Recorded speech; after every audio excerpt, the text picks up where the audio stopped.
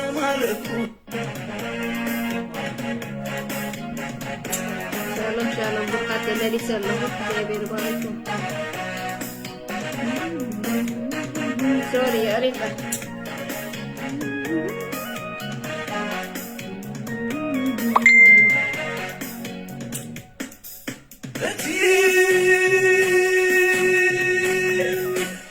كويني زيد عن فرغها عبعثات انتياتي وش تساليبو عبتعت اقرغها فقمت كيرون ليو يسوس لي مريخون ليو عبتعت اقرغها فقمت كيرون ليو يسوس لي مريخون ليو فقرغها زتماركو مركونياي عداوي مسماي لبينا باخا العلي بإيدي حسكاب تخدو زبالة كتوستني كتسحلن مستنمو قاسيخا أبسلم عشاها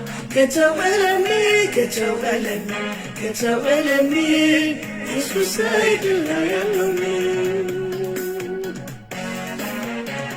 Amen.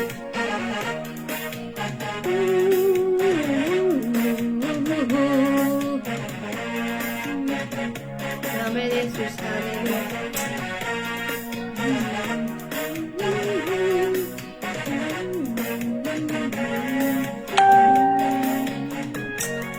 Hallelujah. እሱ ናይ ዘላለም ህይወት አለው እግዚአብሔር ይመስገን ሃሌሉያ ናይ ዘላለም ህይወት አለው ካባኸሞና በይክ ኸይዴ ካባብድም ባረሲአን በቕማሲ አቤትካይ ወሲነ ዘላለም እንባ ካባብድም ባረሲአን بغماتي بيتكاي وسينة سلالم منبا بفقر خاز تشمالكو مركونياي عداوي مسلنا يربينا باخا العلي بإيدي حسكان أبزخدو زبالة كتوستني كتسحرني جسن مقاسيخا أفضلم عشاخا كتوغلني يسوس سيدنا يلوني آمين يبرد سمو هاليلويا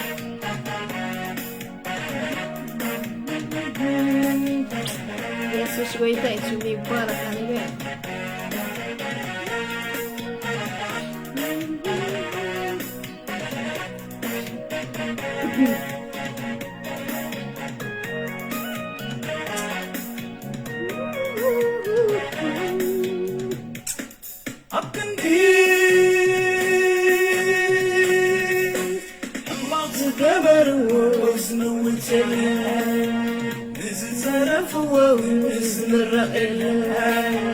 جناحاتك لكو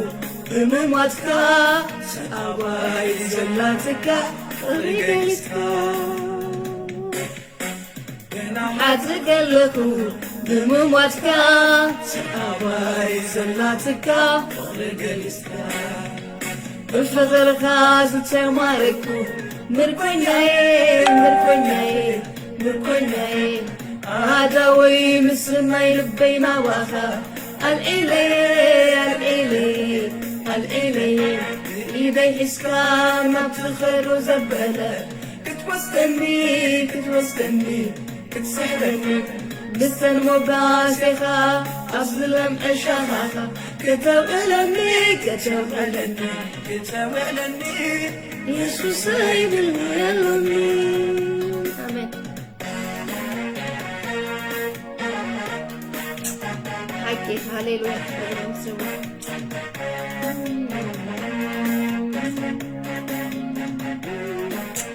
ክብርን ስሙ ጌታ ፍቅሪ ዝማረኸና ኣምላኽ ስሙ ብሩኽ እዩ እግዚአብሔር ይመስገን ሻሎም ብሩካት እንኳን ሐመጻኩም ጎይታ ሰናይ ፍቅሩ ዝማረክ አምላኬ ክብርና አምላኬ ይሁን ሃሌሉያ በፍቅርካ ዝተማረኩ ይልሆን ዝምረሉ ጨኒሑ ዘማሪ ሓውና እግዚአብሔር ይመስገን ኢየሱስ ክርስቶስ ጎይታ ኢየሱስ በፍቅሩ እንታይ ይገብር ይማረክ ጎይታ ይባረክ በፍቅሩ እንታይ ገብርና አና ማሪኮና እግዚአብሔር ይመስገን ሓሪውና እግዚአብሔር ይመስገን ናቤቱ ጠውዕና እግዚአብሔር ይባረክ በትዘይ ወዳ ፍቅሩ በትዘይ ወዳ ምሕረቱ እግዚአብሔር ይመስገን ኢየሱስ ኮሚ ዝገብር በቃ ክብርና አምላክ ፍቅሪ እንታይ ዝገብረካ ዝስሕበካ እግዚአብሔር ይመስገን ኢየሱስ እንታይ ፍቅሪ እግዚአብሔር ይመስገን ኢየሱስ ክርስቶስ ጎይታ ስለዚህ እግዚአብሔር ንሱ እንታይ ዓቢ አምላክ ክብርና ስሙ ይሁን አምላክና ኩሉ ዝክእል ኩሉ ዝፈልጥ አምላክ እግዚአብሔር ይመስገን ለዓለ ኩሉ ዝኾነ ጎይታ ስሙ ብሩክ ጎይታ ይባረክ አምላክና እንታይ ናዓና ወሐስና እግዚአብሔር ይመስገን ጠባቃና እግዚአብሔር ይመስገን ዳኛና እግዚአብሔር ይመስገን ትልዕለ ኩሉ ዝኾነ አምላክ ስሙ ብሩክ ጎይታ ይባረክ ሃሌሉያ ትብፍቅሩ ሰሐበና ትብጸግው ዘጸገወና ጎይታ ንሱ እንታይ ስሙ ብሩክ ጎይታ ይባረክ እግዚአብሔር ንሱ እንታይ ዓቢ ክብርን ስሙ ይሁን ጎይታ ሰናይ ኩሉ ዝገብር ኩሉ ዝክእል ኩሉ ዝፈልጥ አምላክ እግዚአብሔር ይመስገን ለዓለ ኩሉ ዝኾነ አምላክና ምስጋና ውዳሴ ሃሌሉያ ለዕልና ዝግቦ አምላክ እግዚአብሔር ይመስገን ናይሎም ሰባት ስለዚህ ገበረና ለዕለ ሁሉ ድማ እግዚአብሔር ሃሌሉያ ንህይወትና ስለዚህ ጋረዶ ጎይታ ይባረክ እግዚአብሔር ይመስገን ሃሌሉያ በመን ፍቅሩ በመንታይ በመሕረቱ በመንታይ በጸጋው እግዚአብሔር ይመስገን ጎይታ ንሱ እንታይ ሰናይ ለዕለ ሁሉ ዝኾነ ጎይታ ስሙ ብሩክ ጎይታ ይባረክ ኢየሱስ ክርስቶስ ጎይታ ሃሌሉያ ክብርን ስሙ ይሁን ባርከስ هذا قال كان ببه قويتا يبارك እግዚአብሔር እሙኒ ማቴዎስ ምዕራፍ 10 ፍቅዲ 30 ክልተን ዘሎ ከም በበ ክብርና አምላክ ይሁን ከም ዚብል ጎይታ ይባርክ ማቴዎስ ከም በበ ምዕራፍ 10 ፍቅዲ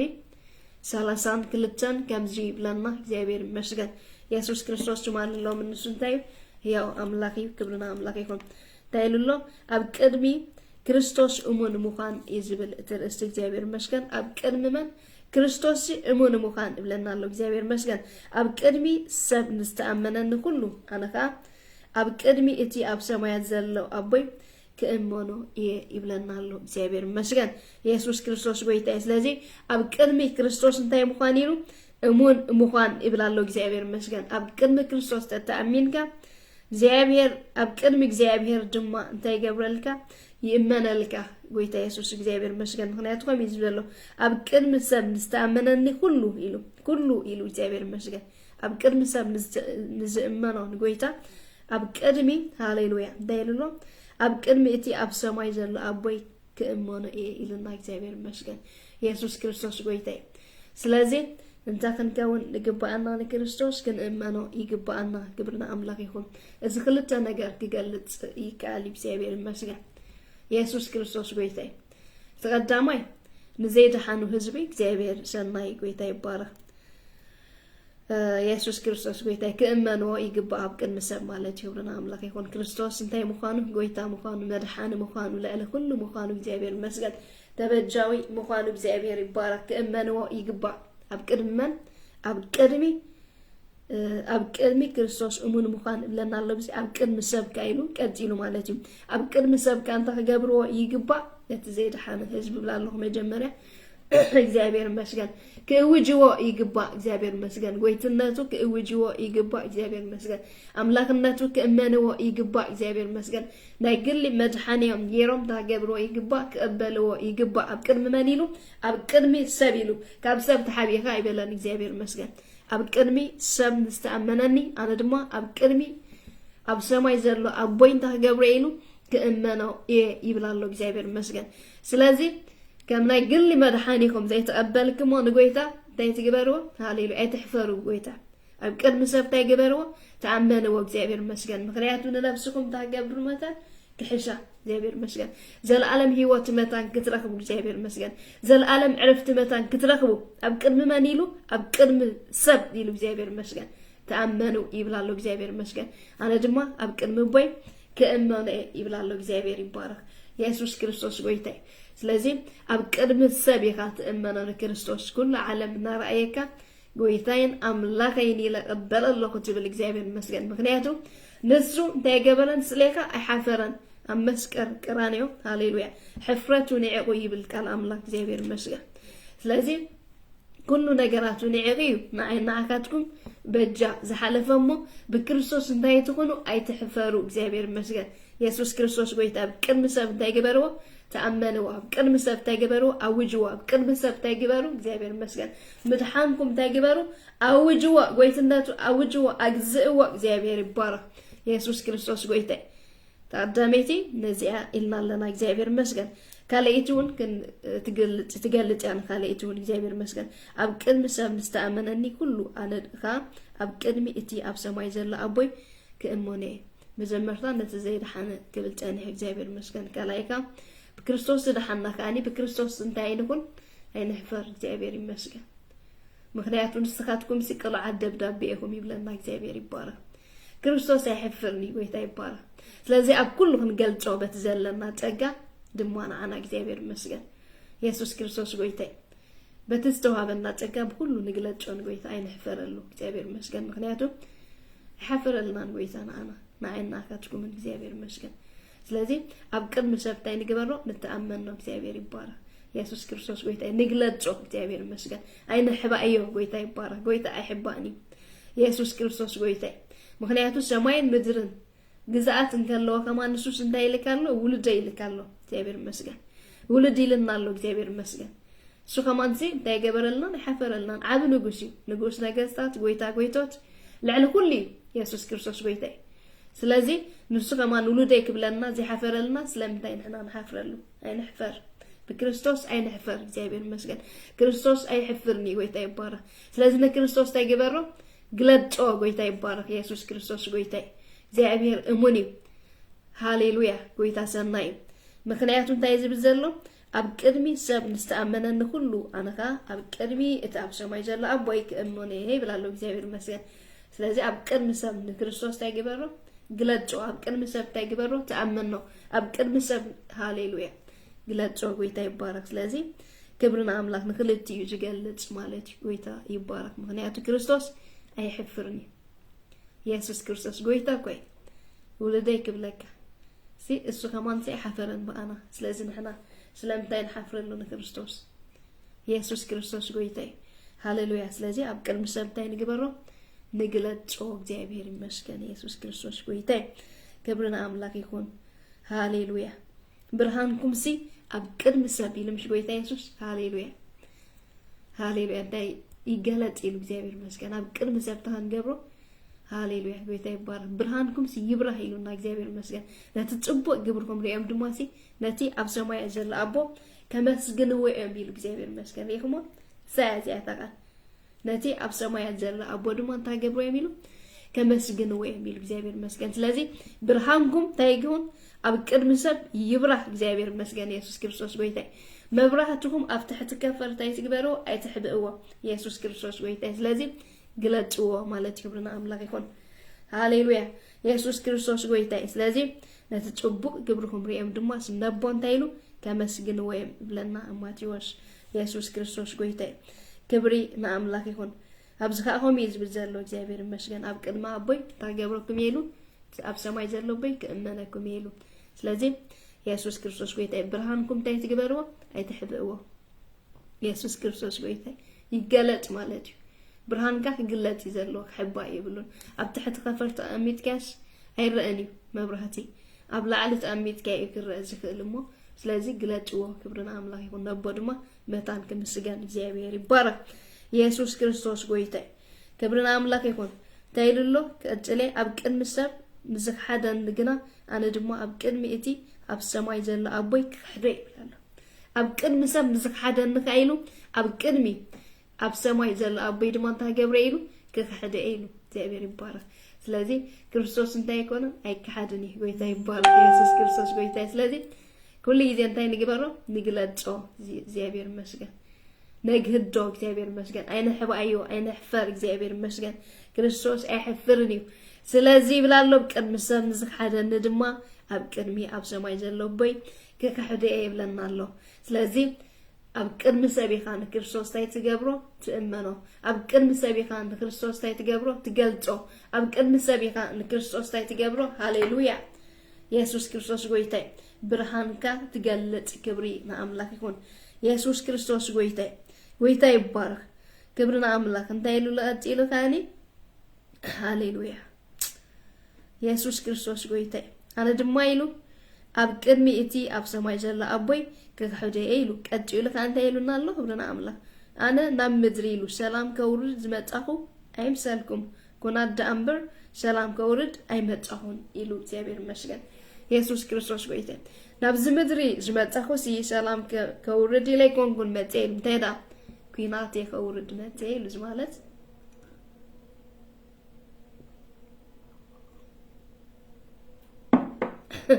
ኢየሱስ ጎይታይ እግዚአብሔር አቢ ትሕት ኢሉ ሲገልጽ እዩ ክብርና ኣምላኽ ኢየሱስ ጎይታይ ክብርና ኣምላኽ ይሁን ክብርና ስሙ ምክንያቱ ሓቂ መራር ስለ ዝኾነት ብዙሕ ሰብ ክንጽለካ ክእል ብዘይ ገድስ ግን በክርስቶስ ዓስብለካ ኢየሱስ ክርስቶስ ጎይታይ በክርስቶስ ተተጸረፍካ በክርስቶስ ተተሰረድካ ያለካ ዓስብለካ ስለዚህ ንርእስካ እንታይ ትግበሮ ኣይትሕባዮ ንብርሃንካ እንታይ ትግበሮ ኣይትሕባዮ ጎይታይ ይባረክ ስለዚህ እዚ ማለት እዩ ጎይታ እንታይ ኢሉሎ ኣነ ኣብ ምድሪ ኢሉ ሰላም ከውርድ ዝመጻኹ ኣይምሰልኩም ኢሉ እንታይ ኣብ ኩናት ደኣምበር እብላሎ እግዚአብሔር ይመስገን ኣይናይ ትመንፈሳዊ ውግእ ማለት እዩ ሓደ ሰብሲ ክርስቶስ እንታይ ልካዮስ እግዚአብሔር ይመስገን ታይኮን ንጸለካ ይፍለየካ ብዙሕ ነገር ማለት እዩ ዝኻ ከም ቃሊ ጎይታ እንታይ ይብላሎ ኩናት ደኣምበር ሰላም ከምጽሲ ኣይመጻኹን እብላሎ ስለዚህ ምልክት ኾነካ ናዓካዚ ምልክት ይኹነካ ማለት ክርስቶስ ሓቂ ምዃኑ ቃሉ ሓቂ ምዃኑ እግዚአብሔር ይመስገን ንክርስቶስ ፈሊጥካዮ ኢሎም ዝንጽልካ እንተለው ቃል ኣምላኽ እንታይ ሓቂ ስለ ዝኾነ ምክንያቱ ነቲ ሓቂ ሃሌሉያ ከይትስዕበይ ውግእ ዝመጸካ እሞ ኢየሱስ ክርስቶስ ጎይታይ ከተስተውዕለካ ስለዚህ ኣብ ሓቂ ከም ዘለኻ መረጋገጺ ቃሉካ ንሪኦ ኣለና ማለት እዩ ብርና ኣምላኽ ይኹን ናይሉና ኣሎ ሰላም ዘይኮነስ ኩናት ከምት ዝመጻኹ ብላለ ጎይታ ኢየሱስ ክርስቶስ ጎይታይ ስለዚህ ክብርና ኣምላኽ ይኹን እዚ ምልክት እዩ ጎይታይ ይባረክ ሓቂ ክርስቶስ እንታይ ሓቂ ቃል ኣምላኽ እንታይ ሓቂ ጎይታይ ይባረክ ስለዚህ ኣብ እንታይ ኩን ተሰረት ስለዚህ ኣብ እንታይ ኩን ተማላለስ እግዚአብሔር ይመስገን በክርስቶስ ካ ኣይትሕፈር ግለጾ ክብርና ኣምላኽ ይኹን ኢየሱስ ክርስቶስ ጎይታይ ክብርና ኣምላኽ ይኹን ኢሉ ቀጥሉ እንታይ ኢሉሎ ወዲ ካብ ኣዲዩ ወዲ እንታይ ኢሉ ካብ ኣዲዩ ጓል ኢየሱስ ክርስቶስ ጎይታይ ጓል ካብ ኣድያ መርዓት ካብ ሓማታ ክፈልየ ዝመጻኹ ንሰብሲ ካ ጸላእቱ ቤተሰቡ ክኾኑ እዮም ኢሉ እግዚአብሔር ይመስገን ኢየሱስ ክርስቶስ ጎይታይ እግዚአብሔር ይባረክ ክርስቶስ ኣሚንካ ኢልካ ትጸልኦ እንተለካ ኢየሱስ ክርስቶስ ጎይታይ እዚ ምልክት ኾነካ ክርስቶስ ሓቂ ቃልካ ሓቂ ስለዚህ ሰይጣን ይዝዋግእካ ዘሎ እምበር ኢየሱስ ክርስቶስ እንታይ ሓቂ ክብርና ኣምላኽ ይኹን ክርስቶስ ኣሚኑ ኢልካ ትንጸሎ እንተለካ ክርስቶስ ኣሚኑ ኢልካ ትጸርፎ እንተለካ ንስኻ ትጻረፍ ዘለኻ ናይ ክርስቶስ ኣይኮንካ ክርዳእካ እዚ ምልክት ኾነካ ኣለዎ ኢየሱስ ክርስቶስ ጎይታይ ስለዚህ ሰይጣን ይዝዋግእካ ዘሎ ተነሲሕካ እንታይ ግበር ተመለስ ንክርስቶስ ካ እንታይ ግበሮ ተቀበሎ ንክርስቶስ ካ እንታይ ግበሮ ኣግዛእዮ ምክንያቱ ፍትላዕል እንታይ ኢና ጀሚርና ኣብ ቅድሚ ሰብ ንስተኣመነኒ ኢሉ ጎይታ ኢየሱስ ክርስቶስ ጎይታይ ኣነ ድማ ኣብ ቅድሚ ኣብ ሰማይ ዘሎ ኣቦይ እንታይ ገብረ ኢሉ ክእመነ ኢሉ ኣብ ቅድሚ ሰብ ንስተኣመኖ ክእመነ እዩ ኣብ ቅድሚ ሰብ ንስተካሓደኒ ኢሉ ኣብ ቅድሚ ኣብ ሰማይ ዘሎ ኣቦይ ካ እንታይ ገብረ ኢሉ ክሕደ ኢሉሎ ኢየሱስ ክርስቶስ ጎይታይ ስለዚህ ኢየሱስ ክርስቶስ ጎይታይ ኣብ ቅድሚ ሰብ እንታይ ግበሮ ተኣመኖ ኣብ ቅድሚ ሰብ እንታይ ግበሮ ኢየሱስ ክርስቶስ ጎይታይ ግለጾ ክብርና ኣምላኽ ይኹን ናና ናመንቲ ካኒ ክንገልጾ ኣለና ኢልና ንዛረብ ጸኒሕና ክልተ ነገር ክግለጽ ክእል እዩ ዝቃል ለዚ ብክርስቶስ እንታይ ንኹን ኣይንሕፈር ንክርስቶስ እንታይ ንግበሮ ኣይንቕበሮ ንክርስቶስ እንታይ ንግበሮ ኣይንሕፈረሉ ንግለጾ ብርሃንናሲ ይብራህ ኣብ ኩሉ ዓለም እግዚአብሔር ይመስገን ናይ ክርስቶስ ምዃንካሲ ክትፍለጥ ይግባእካ እቲ ዝድሓነ ህዝቢ ዘይድሓነ ድማ ክድሕን እግዚአብሔር ይመስገን ንክርስቶስ ተገብር ኣሎ ክእመኖ ከም ዘለዎ ክንዛረብ ጸኒሕና ጎይታ ይባረክ ስለዚህ በክርስቶስ እንድሕር ሃሌሉያ እንተነጽሎምካ ኣብ ሰማያት ዓስብ ስለ ዘለካ እንታይ ይኩን ይበልካ እግዚአብሔር ይመስገን ተሐጎስካ እግዚአብሔር ይባረክ ኢየሱስ ክርስቶስ ጎይታ ክብርና አምላክ ይሁን ምክንያቱ ቃል የዘንብ ዘለኹ አብዚ እግዚአብሔር ይመስገን ምክንያቱ ስዳይልሎ ምሰብስ ጸላአቱ ቤተሰቡ ከኾኒኦም ክብል ጸሊሑ እዚ ጽሑፍ እግዚአብሔር ይመስገን ኢየሱስ ክርስቶስ ጎይታ ይዝንታይ ይሁንና ምልክት ይሁንና ጎይታ ይባረክ ኢየሱስ ክርስቶስ ጎይታ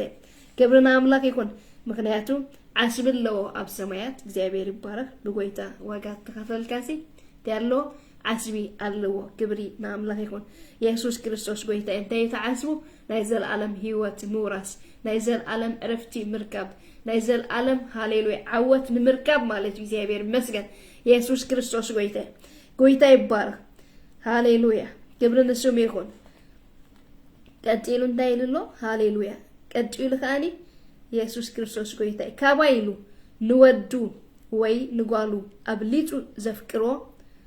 ዘፍቅሮ ማይ አይበቀኒ ካባይሉ ካብ ክርስቶስ ንወዱ ወይ ንጋሉ ካብ እግዚአብሔር ማለት አብሊጥካ ተፍቅር እንትኮንካ ኢየሱስ ክርስቶስ ጎይታ እንታይ ይብላሉ ማይ አይትበቀኒካ ይብላሉ መጀመርታ ክርስቶስ ይፍቅር ዘለዎ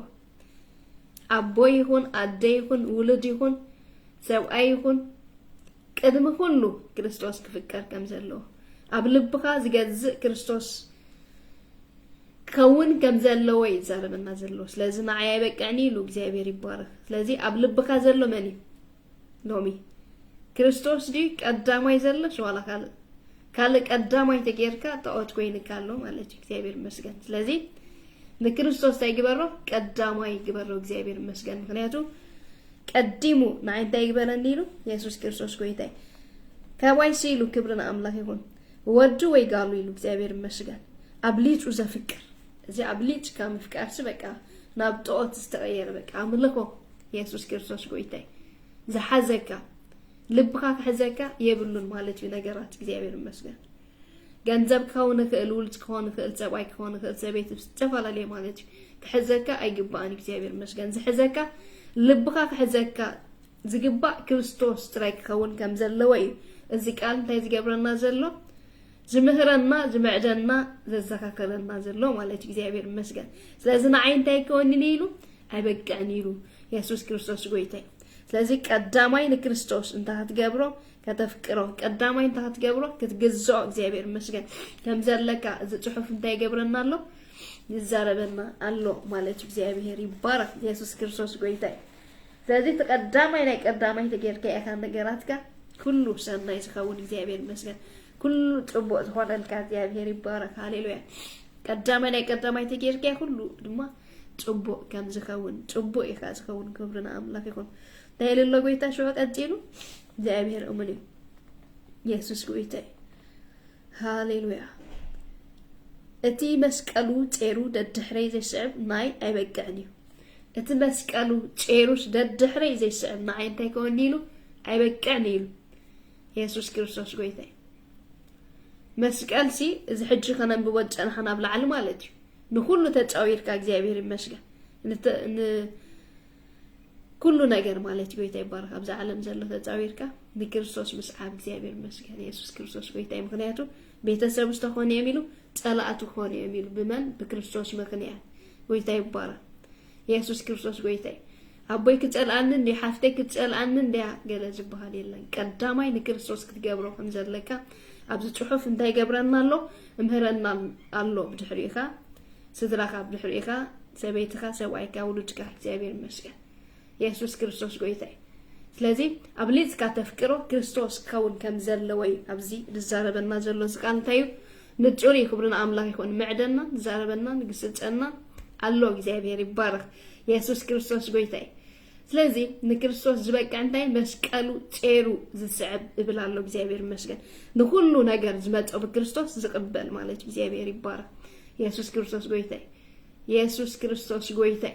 ንኩሉ በክርስቶስ ዝመጽእ ክትቀበለው ክትጸሮ እግዚአብሔር ይመስገን ዓስቢ ከም ዘለዎ ጎይታ ይባረክ ሃሌሉያ ፍረ ከም ዘለዎ ንዛረብ ጸኒሕና ዋጋ ከም ዘለዎ ንዛረብ ጸኒሕና ጎይታ ይባረክ ኢየሱስ ክርስቶስ ጎይታ ክብርና አምላክ ይሁን ታይሉላችሁ ሃሌሉያ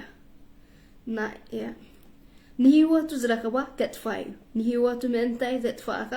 ክረክባዩ ኢሉ እግዚአብሔር ይመስገን ኢየሱስ ክርስቶስ ጎይታ እዝሕጅነስ ደውዕለሉ ንህይወቱ ዝረከባ ታገብራ ኢሉ ገብርና አምላክ ይኩን ንህይወቱ ዝረከባ ከጥፋዩ ንህይወቱ ምንታይ ዘጥፋካ ክረክባዩ ኢሉ እግዚአብሔር ይመስገን ስለዚህ ንክርስቶስ ትገብሮ ሁሉ ዓስቢ ከም ዘለዎ እግዚአብሔር ይመስገን ሃሌሉያ ዓስብ ለካ ንክርስቶስ ትገብሮ ነገር ሁሉ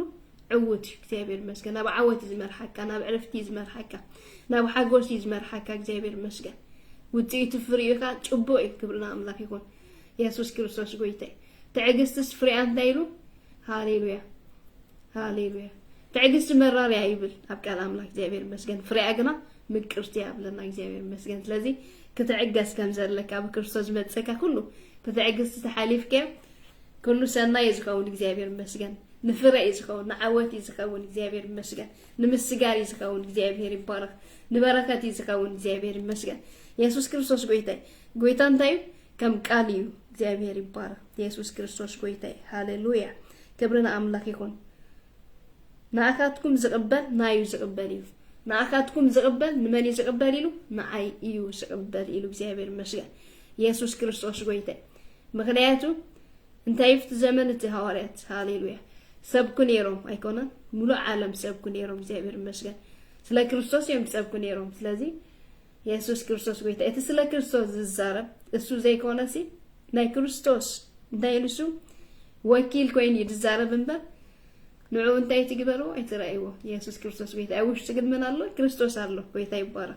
سلازي تنعاقاتكم زغبال معايو زغبال كبلام كله نرئي مالتي كبرنا عملك يكون يسوع كريستوس قويته لازم أي كريستوس ملك تيسكات متشخلك ناتكا زي كونا أي كريستوسي سلازي تتقبل كيو هيوات كتركب يخا እግዚአብሔር መስገን ተነጥቄ ይخا ከም ትዝበሎ ማለት ይብዝላ على እግዚአብሔር ይባረክ ተታሚን ከዮ ኣብ ቅድሚ በእመነከ ተክሒት ከያኒ ኣብ ቅድሚ እግዚአብሔር እንታገብሬሉ ኣብ ሰማይ ዘሎበይ ክሕደ ኢልና ኣሎ እግዚአብሔር ይመስገን ስለዚህ ኢየሱስ ክርስቶስ ጎይታይ ናካትኩም ዝቅበል ናዩ ዝቅበል ኢሉ ኢየሱስ ክርስቶስ ጎይታ ትናአካትኩም ዝቅበል ናዩ ዝቅበል እቲ ናአይ ዝቅበል ድማ ነቲ ዝላአከኒ ዝቅበል ኢሉ ምክንያቱ ሰንሰለታዊ ዝኾነ ኢና ክንርኢ ጸኒሕና ማለት እዩ ኢየሱስ ክርስቶስ ጎይታ ክብርና አምላክ ይሁን ሃሌሉያ ያ ክብርና አምላክ ይሁን ንነቢ ብስም ነቢ ዝቅበል ዓስብ ነቢ ይረክብ እቲ ንጻድቅ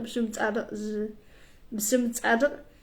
ዝቅበል ዓስብ ጻድቅ ይረክብ ካብዚኣቶም ናኣሽቱ ንሓደ እኳ ብስመይ ወዲ መዝሙር ዝሑል ብርጭቆ ማይ ጥራይ ዘስቲ ዓስቢ ከቶ ከም ዘይስእን ብሓቂ ይብለኩም ኣለሁ ኢሉ እግዚአብሔር ይመስገን ስለዚህ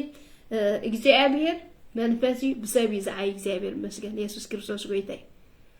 ስለዚህ ብሰብ ስለዝዓይ ቃሉ ክዛረብ ከሎ ነስተውዕሎ ሁሉ ጊዜ እግዚአብሔር ይመስገን ኢየሱስ ክርስቶስ ጎይታ ምክንያቱ ኣብ ቅድሚ ሰብ ዝተኣመነኒ ኢልና ኢና ጀሚርና ዘለና ኣብ ላዕሊ እንታይ ኢሉ ተርእሲ ኣብ ቅድሚ ክርስቶስ እሙን ምዃን ኢየሱስ ክርስቶስ ጎይታ ስለዚህ ኣብ ቅድሚ ክርስቶስ እሙን ክትከውን ከም ዘለካ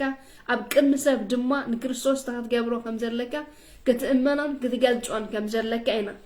ክንምሃር ጨኒሕና ክብሪ ንኣምላክ ይኹን ኢየሱስ ክርስቶስ ጎይታ ክብሪ ንኣምላክ ይኹን ካልእካ እንታይ ኢሉሎ ክብሪ ንኣምላክ ይኹን አብሊጹ ንጓሉ ንወዱ ዘብልጽ ናዓይ ድማ አይበቃዕኒ ኢሉሎ እግዚአብሔር ይመስገን ስለዚህ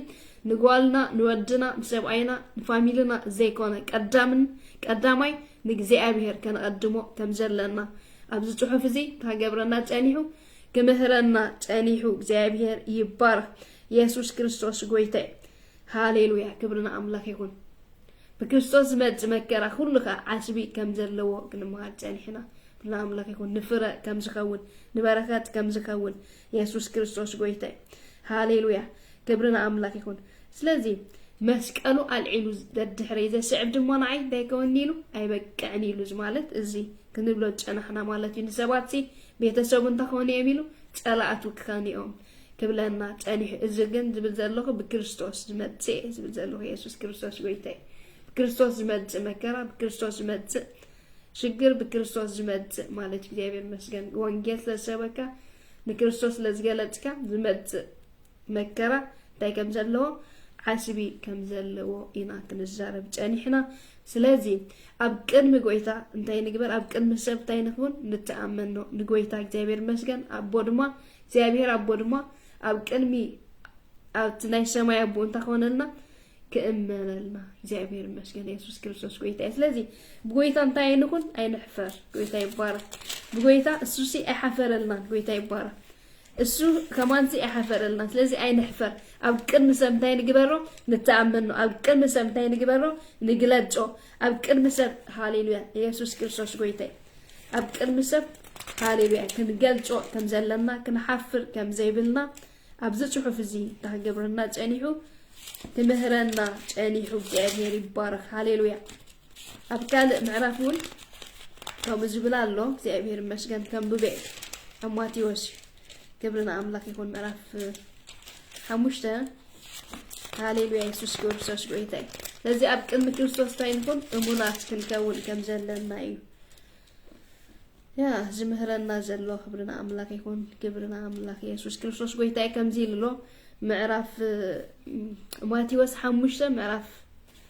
ኢየሱስ ክርስቶስ ጎይታ ምዕራፍ 13 ከምዚ ኢልሎ ምስላ ጨውን ብርሃንን ኢሉ ንስኻትኩም ምድሪ ጨው ንስኻትኩም ንምድሪ ጨው ይኹን ጨው መቕረቱ እንተጠፈ ብምንታይ ይምቅር ንደገ ተደርቢ ብሰብ ክርገጽ እንተዘይኮይኑ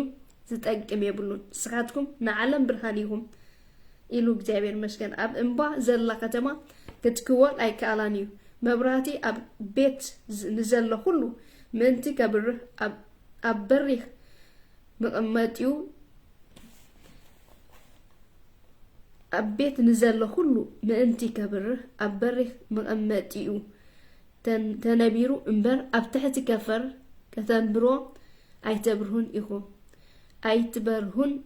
ኣይትበርህን ኢኻ ከምኡኻ ነቲ ጽቡቕ ግብርኩም ርዮም ኣብ ሰማያት ንዘሎ ኣቦኹም ምእንቲ ከመስግንዎ ብርሃንኩም ኣብ ቅድሚ ሰብ ይብራህ ኢሉ እግዚአብሔር መስገን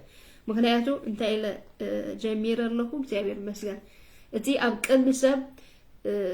ንዝተኣመነኒ ዝብሎስ ንክልተ ነገር ከም ዝኾነ ኣንቲ ወይ ክንሪኦ ጸኒሕና ክብርና ኣምላክ ይኹን ሓደ እቲ ብጎይታ ዘይኣወጀ ዘይድሓነ ኣብ ቅድሚ ሰብ ክእመን ከም ዘለዎ እግዚአብሔር መስገን ጎይታን መድሓንን ከም ዝኾነ ክእውጆ ከም ዘለዎን ክእመኖ ከም ዘለዎን ክሓፍር ከም ዘይብሉ እግዚአብሔር ኣቦ ድማ ኣብ ቅድሚ ኣብ ሰማይ ዘለቡ ክእመኖ ምዃኑ ካልኣይ ድማ ንዓና ኣመንቲ ብርሃንና ክንሓብኦ ከም ዘይብልና ኢየሱስ ክርስቶስ ጎይታ ንስኻትኩም እንታይ ኢሉ ጨው ምድሪ ኢኹም ኢሉ ብርሃን ዓለም ድማ ኢኹም ኢሉ እግዚአብሔር መስገን ስለዚ ኣብ ትሕቲ ከፈር ዘይኮንና ክንሓብኦ እቲ ብርሃንናሲ ኣብ ላዕሊ ኣብ ከረን ከነውጥኦ ከም ዘለና ጎይታ ክንሓፍር ከም ዘይብልና እግዚአብሔር መስገን ንክልተ ነገር እዩ ዝገልጽ ስለዚ ብርሃንና ኣብ ቅድሚ ሰብ እንታይ ንግበሮ ንግለጾ ኢሉ ሕጂ ኣብዚ ግን እንታይ ይብላ ኣሎ ምእንቲ እቲ ጽቡቕ ግብርኩም ርዮም ድማሲ ሃሌሉያ ኢየሱስ ክርስቶስ ጎይታ ክብርና ኣምላክ ከም ባይኮም ከ ነቲ ጽቡቕ ግብርኩም ርዮም ኣብ ሰማያት ንዘሎ ኣቦኹም ምእንቲ ከመስግንዎ ብርሃንኩም ኣብ ቅድሚ ሰብ እንታይ ይኹን ኢሉ ይብራህ ኢሉ እግዚአብሔር መስገን ስለዚ ብርሃንና ኣብ ቅድሚ ሰብ ክበርህ ከም ዘለዎ ብክርስቶስ ድማ ክንሓፍር ከም ዘይብልና ክርስቶስ ኣይሕፍርኒ ጎይታ ይባረክ ኢየሱስ ክርስቶስ ጎይታ ክንገልጾን ከነብርሆን ከም ዘለና እግዚአብሔር ይባረክ ስለዚ ብርሃንና ሒዝናዮ ስክ ንብል ከም ዘይብልና እዚ ዝምህረናን ዝምዕደናን ጎይታ ይባረክ ስለዚ ኣብ ቅድሚ ሰብ ክርስቶስ ታይ ገበርዎ ተኣመንዎ ክብርና ኣምላክ ይኹን ኣብ ቅድሚ ሰብ ተኣመንዎ ንሱ ድማ ኣብ ሰማይ ዘሎ ኣቦኡ እንተገብረና ኢሉ ክእመነና ኢሉ ኣብ ቅድሚ ሰብ ንዝሓደኒ ድማ ኣብ ሰማይ ዘሎ ኣቦይ ኣብ ቅድሚ ድማ እንተገብረ ኢሉ ከካሕደኤ ኢሉና እግዚአብሔር መስገን ስለዚ ንክርስቶስ ኩሉ ግዜ ንተኣመኖ ኣብ ቅድሚ ሰብ ማለት እግዚአብሔር መስገን ኢየሱስ ክርስቶስ ጎይታ ስለዚ እሙን ዝቃሉ ኩሉ ግዜ ዝፍጸም ሓቂ ኢኻ ክብርና ኣምላክ ይኹን ስለዚ ኣብ ቅድሚ ክርስቶስ እንታይ ኢሉ ትርእስቲ እሙን ምዃን ኢሉ እግዚአብሔር ይመስገን ስለዚ መጀመርታ ኣብ ቅድሚ ክርስቶስ ኢኻ እሙን ትኾን ምድሕሪ ኢኻ ኣብ ሰባት እግዚአብሔር ይመስገን ኢየሱስ ክርስቶስ ጎይታ ኣብ ቅድሚ ክርስቶስ ምስተኣመንካ ኣብ ሰባት ንኽትእመን ኣይትሽገርኒ ኢኻ ማለት እዩ ትብርሃንካ ስዋዕሊ ዝግለጽ ክብርና ኣምላክ ይኹን ከም ዝበሎ ብዚ ነቲ ጽቡቕ ግብርኩም ርዮም ድማሲ ነቦመታን ከመስግንዎስ ብርሃንኩም ኢሉ ኣብ ቅድሚ ሰብ ይብራህ ኢሉ እግዚአብሔር ይመስገን ስለዚ ብርሃንኩም ኣብ ቅድሚ ሰብ እንታይ ይኹን ይብራህ ኣብ ቅድሚ ሰብ እንታይ ይኹን ይገለጽ እግዚአብሔር ይመስገን ኢየሱስ ክርስቶስ ጎይታ ስለዚህ ክብርና አምላክ ይሁን አይተሕፈሩ ናይ ምትሓን መዓልቲ ዳያ ሕጂያ ክብርና አምላክ ይሁን ናይ ምትሓን መዓልቲ ሕጂያ እግዚአብሔር ይመስገን ስለዚህ ጊዜ ከውለና ጊዜ አይንጸበ ክብርና አምላክ ይሁን ንጎይታ እንታይ ንኹን አይንሕፈር ንተአመን ነው ንጎይታ ንዓና መታን ክትዕመና ናይ ዘለዓለም ህይወት ናይ ዘለዓለም ዕረፍቲ ናይ ዘለዓለም ደስታ መታን ክንረክብ እግዚአብሔር ይመስገን ኢየሱስ ክርስቶስ ጎይታ ሃሌሉያ ክብርን ስሙ ይሁን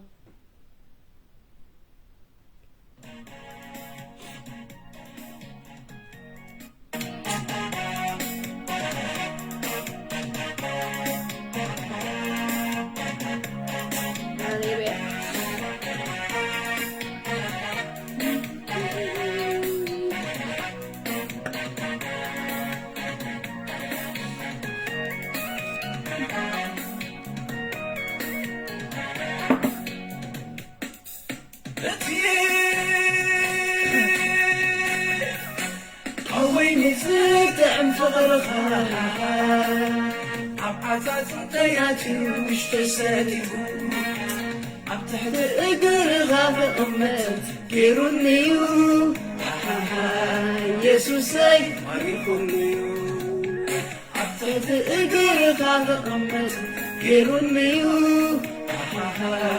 يسوسي ماريكونيو بفغرها زد سماركو مركونياي عداوي مسناي لبينا باخا الإلي إيدي إسكان مبزخر وزبالة كتوستني كتسحبني مستن مباسيخا أظلم أشاخا كتوعلني يسوس سيدنا يلوني آمين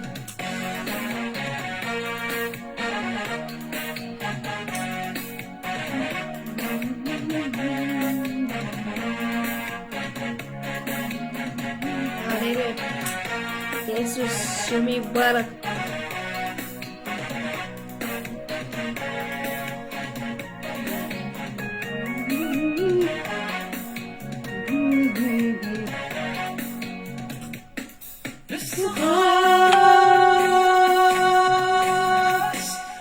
زلالم يود قرالك كابا خمونا بي كخيدي كابا بمرسي مغماتي حبيت كي وسينة زلالم نمبا آمين كابا بمرسي مغماتي حبيت كي وسينة زلالم نمبا بفضل غازب سماركو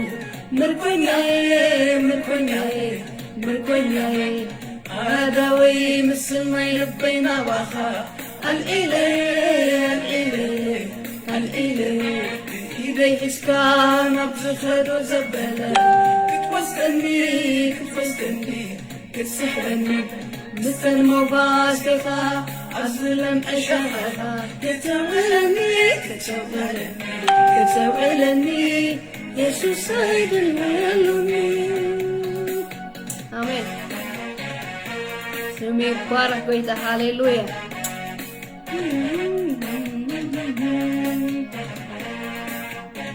آمين هاليلويا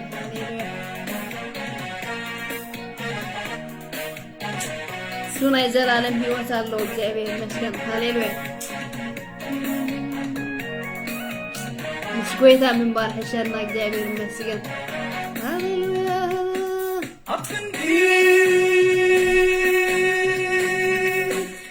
ما زكبر وزموتل زرفوا ونزمرق جناحاتك لكو بمواتك سأواي زلاتك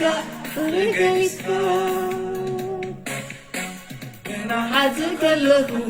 بمواتك سأواي زلاتك رجيتك فغر غازك سماركو مركونياي عداوي مسمي لبينا باخا الإلي كدي حسكان نبتخدو زبالة كتوسكني كتسحرني بستنو باسيخا أظلم أشهاها كتوعلني يسوع سيدنا يلوني آمين آمين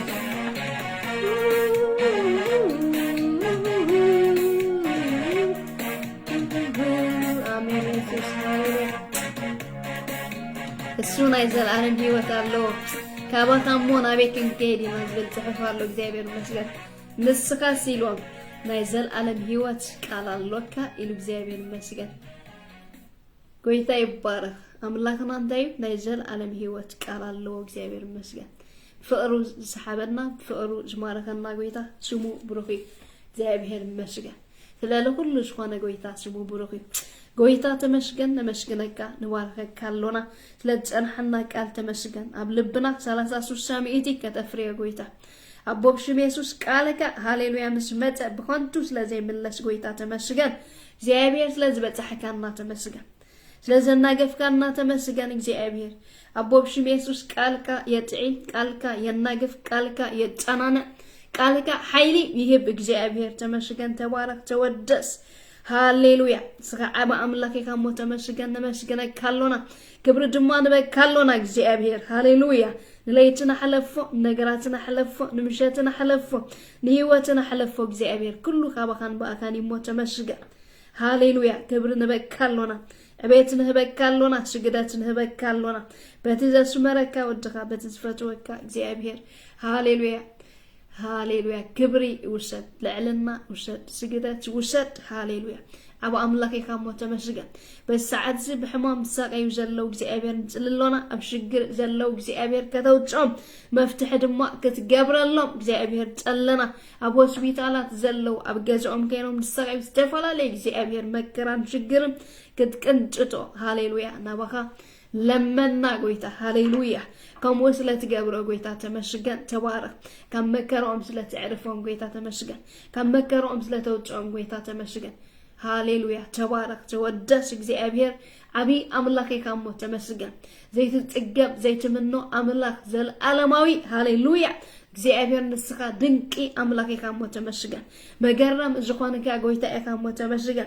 زي أبير قويتا سرايت بسنسلة فقرها سلازع أسر كان قويتا تمشجن محرت كاس لازبز حالنا قويتا تمشجن تبارك تودس هاليلويا قبرنا بكالونا نليتنا زلو ليتنا حلفو زيابير نمشاتهم زلو مشاتهم ننقود اللودما نقهم زيابير عمتهم موجهم نسخ حلوهم زيابير أبو بشم يسوس بكله زيابير كتحلوهم تقلنا أبو بقيتا بيسوس كريستوس سم كموس لازكاون تمشقن مفتح كله نسخ يكامو تمشقن أبو تبارك تودس كبري وسد لعلنا وسد هاليلويا كل أبيت تعزازنا تسجدت معك يكون قويتا تمشقن تبارك نسخاتكم بركاتكم هاليلويا تباركوا بركاتكم شالوم